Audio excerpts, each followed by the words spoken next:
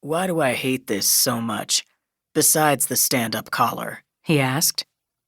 Maybe it's just so different from your usual cowboy U.S. Marshal aesthetic? Peter suggested. I looked at Edward and finally said, "It's the most fitted thing I've seen you in since you slimmed down for your wedding. You look slender, more delicate, almost. And in all the years we've been friends, delicate has never been a word I used for you." He nodded at himself in the mirror. That's what it is. I look smaller even to me. You're in the fiercest shape I've ever seen you in, unless you've put on weight since I saw you at the pool during the wedding trip. You're all muscle. Hell, Ed, and I had to stop and force myself to say, Ted, I didn't even know you had a six-pack under there until that weekend. I hadn't. Not since I was in the military 20 years ago, so never since you've known me. All the moms and most of the daughters at martial arts class think I have the hottest dad, and that includes the male instructors. Peter said it with a touch of pride, unlike some 20-year-old sons who would have felt competitive with their fathers.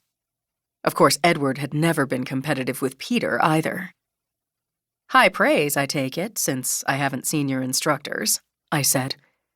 Peter grinned. Yep.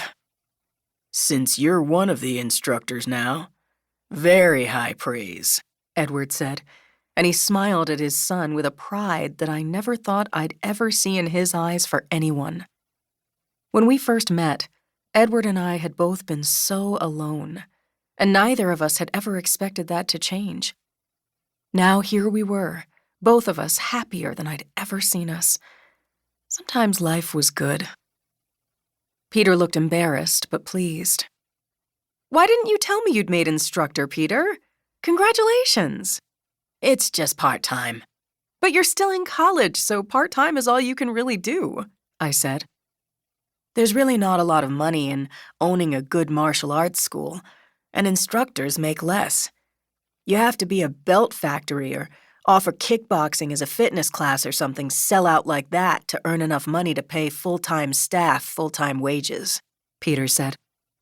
You talked to Bill like I suggested, Edward said. Bill owns the school, Peter explained to me. And yes, I talked to him. I'd need another job that paid better if I wanted to be full-time at the dojo. He made quote marks with his fingers when he said full-time. How's the double major going? I asked. I'm really enjoying preternatural primates this semester. I never knew how many species of trolls there were. And did you hear new DNA testing split the Yeti into 3 species instead of just the 2? Really? I hadn't heard about that. I can send you the link to the article our prof shared with us. Please, I said. But now, I want to see some of the trolls we have in this country in person. I've seen the lesser Smoky Mountain trolls. I almost added that I knew someone who had their doctorate on the trolls, but the person in question was my ex, Richard Zeman, and the last time Peter had seen him, someone we both knew had died. Today was a good day. We didn't need to rake up horrible memories and ruin it. Really? When? They're indigenous to the area of Tennessee where one of my mentors lives. I don't remember if I've talked to you about Mary Ann. The witch who helped you learn to control your magic, right? Yeah, I guess I did talk about her. He shook his head.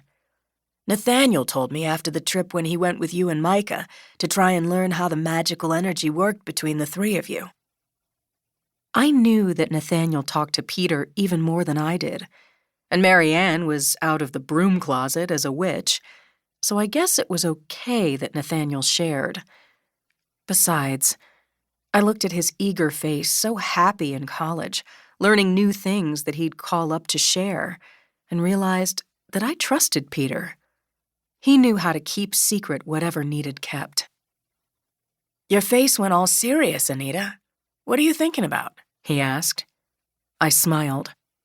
My first thought was that what Nathaniel had shared could get Mary Ann in trouble, and then I realized that I trusted you. Trusted your judgment. Trusted you to keep secret what needs keeping. He smiled at me like I